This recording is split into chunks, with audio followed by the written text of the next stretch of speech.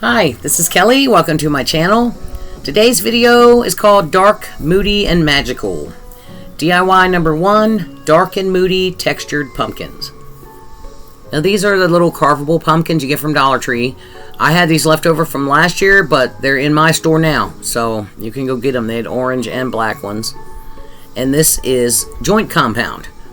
So we're going to put on a pair of gloves to protect our work surface here.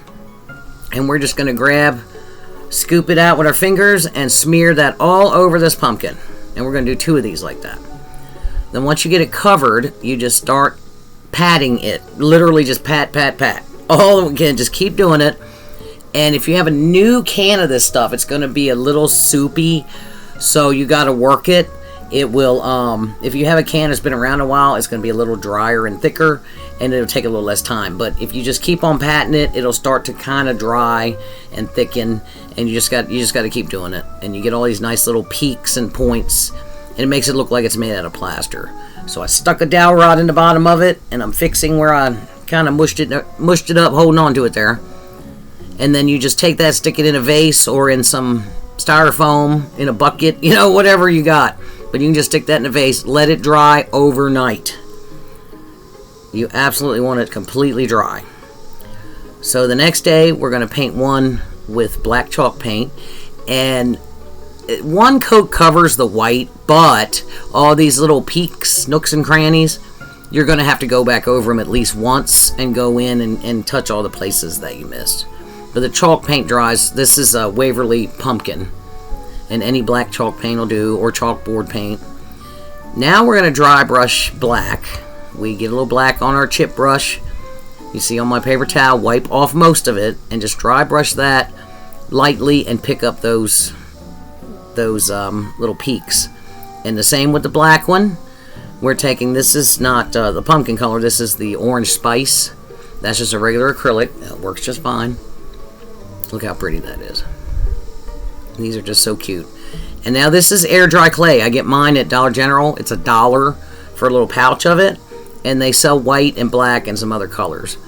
And I think it was $1 for a pack of it. And one pack will make 10 of these stems easy. So we just kind of shape it into like a witch's hat almost. And just start twisting it. Twist it and bend it.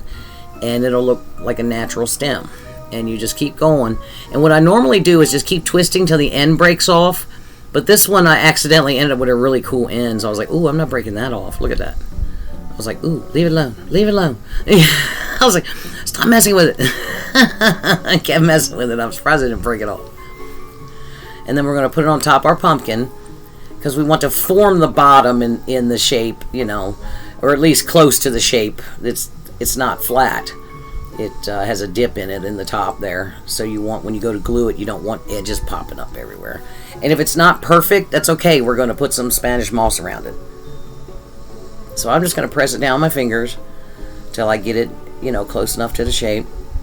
And we're just going to, I let this dry overnight. I don't think you have to. I haven't tested it any further than that. I just usually let them dry overnight. Then I don't have to worry about it. So I'm dry brushing the orange spice acrylic on there, just add a little color, and then we hot glue the stems on, and that's it. This is so much fun. It's so easy to do. A little messy, but you get your gloves and something on your table, you're fine. And I got some black Spanish moss from Amazon, and I don't want to put it on too thick, so I'm using Aleene's tacky glue. If you just have a little bit of moss and you try to hot glue that and you're not perfect with the hot glue, which I never am, it's just going to make a mess. You're going to burn the crap out of yourself, and it's going to be just so much glue all in there, you're going to end up ripping it off and throwing it away and starting over. So the tacky glue, I'd never tried the tacky glue before with the moss, and it worked better, especially for a small amount. And it looks kind of ugly so far. Like I said, I don't want it too heavy to hide that stem. But once it's dry, once the glue dries, you just fluff it back up. You'll see that in a minute. And you can let that dry for like an hour, and you're good to go. But you press it down in that glue really well, and it's not going anywhere. So there you go. And I just fluffed it up. If there's any blank spots, just grab a little piece and glue it in the blank spot. But yeah, that is too cute. And then the same with the black one. But yeah, you just get a strip, kind of tug at it and rip at it. Sometimes you have to cut a piece off with your scissors. It gets so tangled up with itself sometimes, and we're gonna do the same thing. Well, I put a little more on the black one because my stem's a little bit taller. So now these pit berries, I can't find Halloween pit berries. So I got these at Hobby Lobby after Easter on sale for like half off or something, and they were pink and blue and yellow. So I painted them. You know me, I don't care. I have something that's the wrong color, I'm not gonna go buy more stuff. I got pink flowers all over this place. I'll paint them in a minute. I don't care. So I painted the pit berries. The green stems I painted brown, and the berries I painted one of them orange and one of them black. I wish I'd done them both orange. The black ones don't show up very well, and you don't even have to add these. You really don't. It's just a little pop of color. Or on the one with the black ones, not so much. And these are glitter spiders. They're in my Dollar Tree store now. I just picked these up, and they're little clips, so I just cut off the little clip, and I'm just going to glue the black spider to the orange one, and I already glued the gold spider to the black one. And these are so cute. They're cute, but they're I guess you'd call them dark and moody because the colors, they're not cutesy. The spider makes it a little bit cutesy, but I like a little cute with my creepy sometimes. You gotta step out of the dark every now and then, right? Can't be dark and moody all the time. Most of the time, sure, but... And you see how quick this tutorial... I'm only at 6.5 minutes. And these are done. I just love these. And you can do these however you want. You can paint them however you want. Just do them for fall without the spider and use regular Spanish moss or Excelsior. Paint them whatever color you want. So here we are at DIY number 2. Tag You're It. So I picked up these tags left over from 4th of July, but you can usually find these at Dollar Tree anytime. They have everyday ones and seasonal ones. And I'm just going to paint them black. I cut off the jute twine with the beads, and I just leave it on the twine, bend it back, paint them black. This is so simple, so easy. We're just going to Mod Podge these little images. I'll have the link for all these papers. These are so cute. This little witch. And we're going to put the little witch on one of our tags. And don't forget to seal your projects. I go ahead and do the top coat of Mod Podge on these. Or you can use clear coat, which is what I do with most projects. I use the clear coat to keep that more dull finish that I prefer. But with these... You know, they might get knocked around. You're gonna hang them from something, put them on a tier tray, whatever you want to do with them, and they'll have a little more. And they'll be a little more.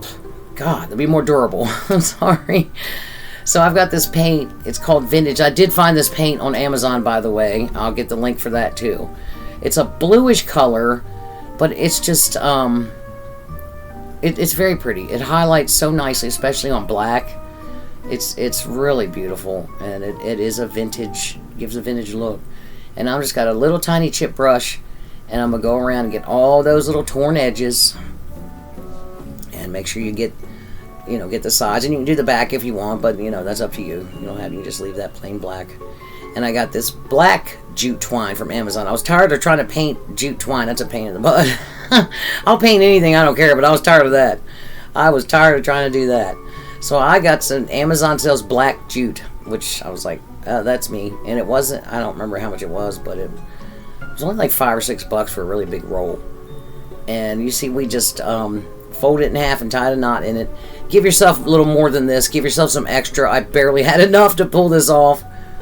And then we're going to take that looped end and squish it together, and we're going to get it through that bead. And if you keep pushing and twisting long enough, eventually it'll go through enough. I got my little pliers. Tweezers might work better.